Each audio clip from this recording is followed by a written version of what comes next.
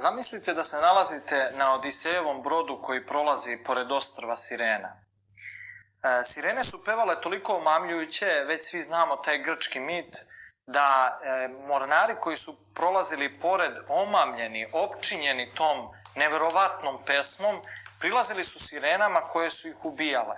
Cijelo ostrvo Sirena bilo je prekriveno kostima onih mornara koji su platili cenu slušanja tako divne melodije.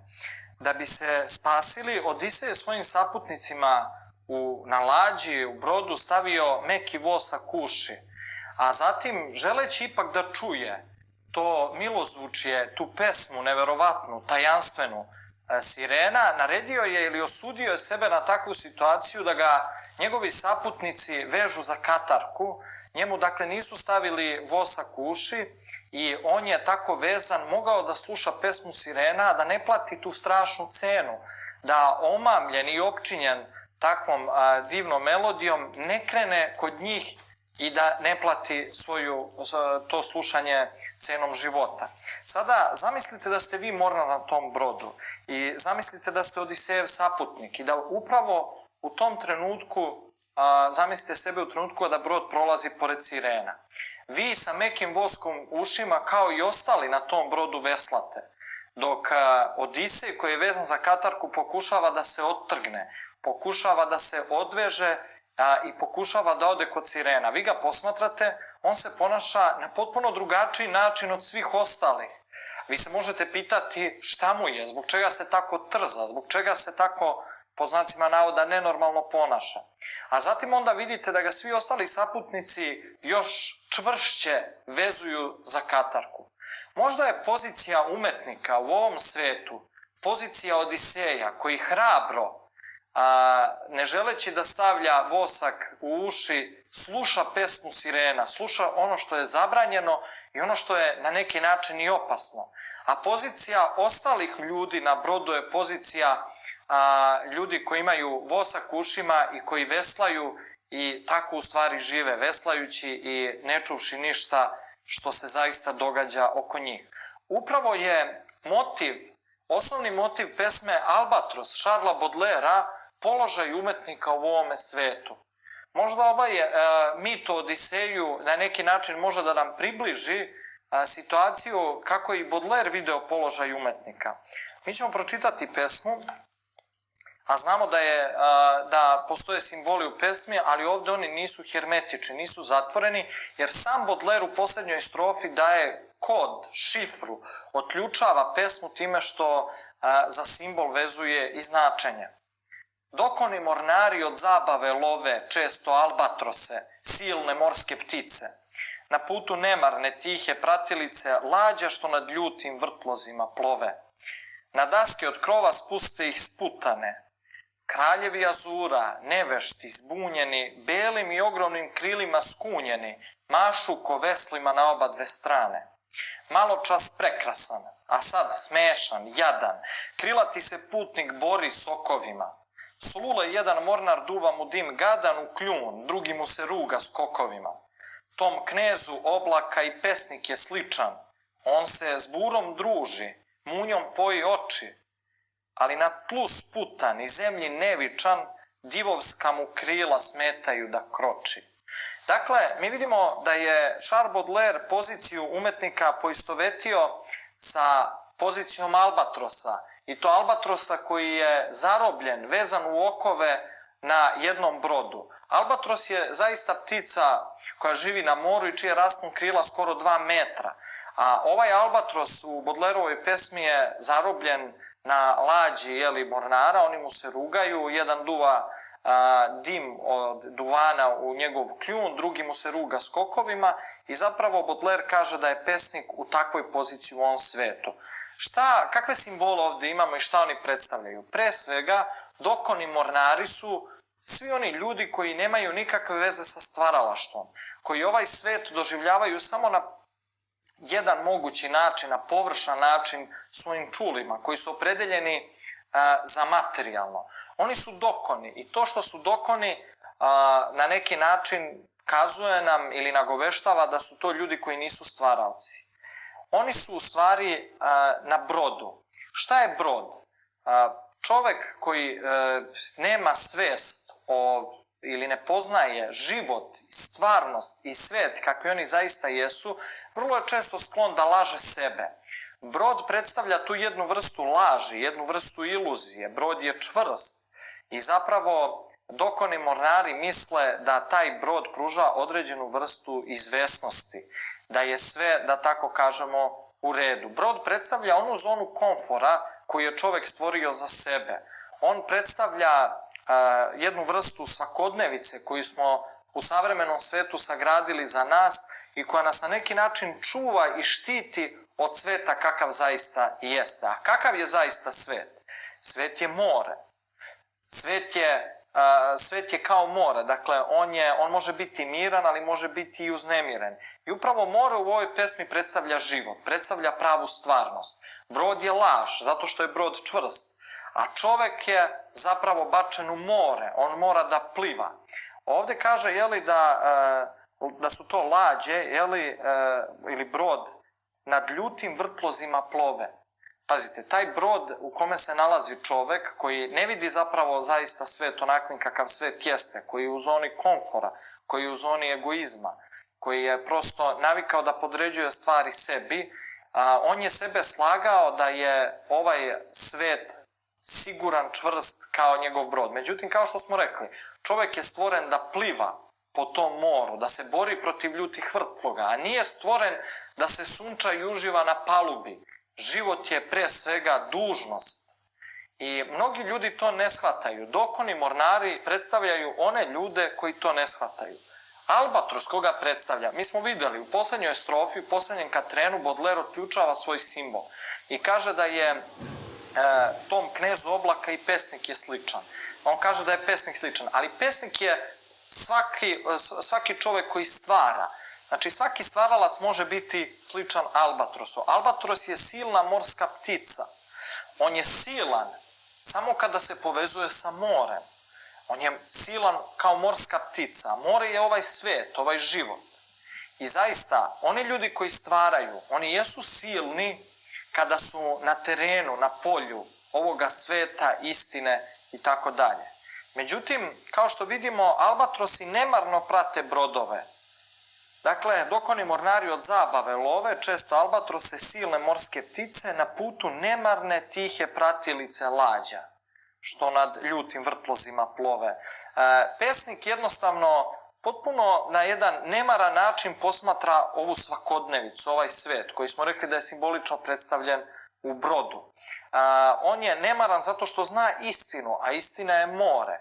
I osuđen je kao deo društva, kao deo svakodnevice, kao društveno biće koje stupa u odnose sa drugim ljudima, da prati te brodove, ali on te brodove prati na jedan nemaran način, nezainteresovan, jer on dobija samo silinu kada je na moru. Upravo ovi dokoni mornari čine nekoliko vrsti grešaka, osim što sebe uljuljkuju, kao što i savremeni čovek danas vrlo često sebe uljuljkuje u jednu određenu vrstu razmaženosti, jednu određenu vrstu prava na komfor, jednu određenu vrstu labavog življenja koje nije dinamično, koje ne daje sve od sebe. A oni ne shvataju zapravo da jedino što je izvesno u životu jesu brodolomi, jer mi ipak stojimo na tom moru. I ljudi koji tako razmišljaju neće biti u stanju da se spasu posle brodoloma. I to je jedna velika poruka u ovoj simbolici koju možemo pročitati iz ove pesme. Kakav je zapravo odnos ljudi prema umetniku? Prvo, ti dokoni mornari ne razumeju silnu morsku pticu, ne razumeju albatrosa. Ljudi vrlo često ne razumeju umetnike, ne razumeju stvaraoce. A čim se nešto ne razume, to se onda i osuđuje. To je drugi greh, druga greška koju običan čovek vrlo često radi. Dakle, mi vrlo često dajemo laku i gorku reč osude i upućujemo je prema onim ljudima, dajemo sebi za pravo da nekim ljudima sudimo prema njihovim postupcima ili rečima. Međutim, mi ne možemo znati šta se nalazi u dubini duše, ne možemo na osnovu nekih površnih stvari osuđivati, a mi uvek osuđujemo na osnovu takvih površnih stvari, zato što neke stvari ne razumemo. Dakle, ukoliko čovek nešto ne razume, on ne treba da se bavi time, nego prvo mora da uloži napor da upozna to što ne razume. A onda nikada neće ni osuditi, jer kad nešto poznajete i razumete, nikada ne osuđujete. Umetnik u ovome svetu potpuno je izmešten iz svoje prave, iz svoje prirodne sredine. On je u prirodnoj sredini kada stvara, kada je na moru, kada je u visini, kada je u nebu. I on tada izgleda divno. Albatros sa raširenim krilima izgleda silno, izgleda kao kralj Azura. Međutim, šta se događa kada se umetnik izmesti iz svoje prirodne sredine u sredinu u kojoj ne može da se snađe? Prosto on izgleda smešno. Kaže, na daske od krova spuste ih sputane. Dakle, od neba koje je blizu suncu, sada su na jednom krovu. Ali taj krov je u odnosu na mornare visina, da tako kažemo. Kraljevi Azura nevešti izbunjeni, belim i ogromnim krilima skunjeni, mašu ko veslima na oba dve strane. Maločas prekrasan, a sad smešan, jadan. Krilati se putnik bori s okovima. Slule jedan mornar duva mu dim gadan, u kljun drugi mu se ruga skokovima. Dakle, umetnici trpe porugu, trpe određenu vrstu poniženja. Ono što je prednost njihova, ono što je njihov dar, a to su ogromna krila, sada u novom okruženju je prepreka. Ta krila im smetaju da kroče. Oni su skunjeni tim velikim krilima i izgledaju potpuno smešno. Mi ovde možemo postaviti pitanje da li je dar koji čovek dobije, u ovom slučaju to je dar umetničkog stvaranja, da li je on u isto vreme prokletstvo? Vrlo često ćete videti u životu da ljudi koji su obdareni, koji imaju određenu vrstu sposobnosti i talenta, moraju da plate za taj dar nečim, nekom vrstom patnje ili trpljenja. U ovom slučaju trpljenje je cena kojom se plaća dar. Sveti Maksim Ispovednik kaže da se svaki čovek kreće u stalno istom krugu, a taj krug je izbegavanje nesreće i patnje, a ako je moguće što više dolaženje u situaciju uživanja i sreće. Međutim, ono što će i Paskal i Sveti Maksim Ispovednik reći je jedno te isto. Dakle, svaka sreća na ovom svetu, a samim tim i svaki dar koji imamo, plaća se uzajamnom merom patnje, napora ili podviga. Dakle, dar obavezuje, ali evo vidimo u ovom slučaju da je umetnik zapravo samom činjenicom da ima dar stvaralaštva, da je silan i da je zaista na visini, on to mora da plati time što se ne snalazi u ovom svetu. U ovom svetu ljudi gde je materijalno glavno, gde zavist, ogovaranje i banalne stvari čine nešto što je dominantno. Na kraju kaže da se sam albatros s burom druži i munjom poji oči.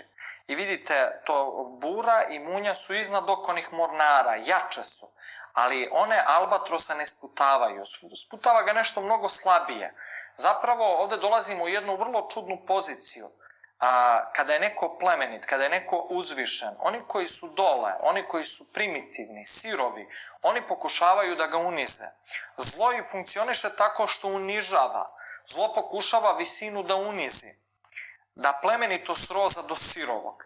I sada, ukoliko čovek koji je na određenoj vrsti visine pokuša da se suprotstavi zlu na onaj način ili u onim okvirima u kojima zlo postavlja te granice, onda je on primoran da se kao plemenit spusti na jedno sirovo stanje, na jedno primitivno stanje. I onda prestaje da bude ono što jeste, nego se izjednačava prosto sa onim koji ga izazivaju, izjednačava se sa zlim. Zato hrišćanstvo i kaže, ima tu ideju da se zlu ne treba suprotstavljati, da će se zlo na najbolji način pobediti trpljenjem. To znači ne suprotstavljanje zlu. Ako ti neko udari šamar, okreni mu drugi obraz. To je ta poenta. I onda čovek ostaje uvek iznad tog zla. Međutim, mi znamo da su pesnici moderne bili veliki pesimisti. Ovde trpljenje neće dovesti do smisla. Ovde trpljenje neće dati jednu vrstu uzvišenosti umetniku, to jest albatrosu. Pesnik i albatros je jadan i smešan. I zaista to trpljenje neće znati umetnik da preokrene u svoju korist. I zaista, svi pesnici moderne u Francuskoj smatrali su sebe otuđenima, već smo o tome nešto govorili na jednom od prethodnih predavanja, smatrali su sebe odbačenima i bili su vrlo tužni i nesrećni zbog te činjenice. Nisu znali da u poziciji u kojoj se zahteva određena vrsta trpljenja, u poziciji u kojoj drugi ljudi ne razumeju, da praktično to trpljenje pretvore u svoju prednost, da se uzvise zaista na Parnas na kome su želeli da budu. Ovako, oni ostaju smešni i jadni i bili su svesni te svoje pozicije. Pesma Albatros je jedna veoma interesantna pesma i daje nam mogućnost da razmišljamo o poziciji ne samo pesnika, nego svakog onog čoveka u ovome svetu koga drugi ne razumeju i koga osuđuju i kome se rugaju. Ipak, rešenje naravno nije u tome da čovek koji je uzvišen i koji ima određenu vrstu snage ostane smešan i jadan i da ostane u vlasti onih koji su ispod njega, a koji mu se smeju. On mora da nađe način da se ne suprotstavljajući se zlu, to znači ne snižavajući svoju veličinu, ne unižavajući sebe i dalje ostane uzvišen i da uprkos svemu ostane ono što jeste i što može da bude.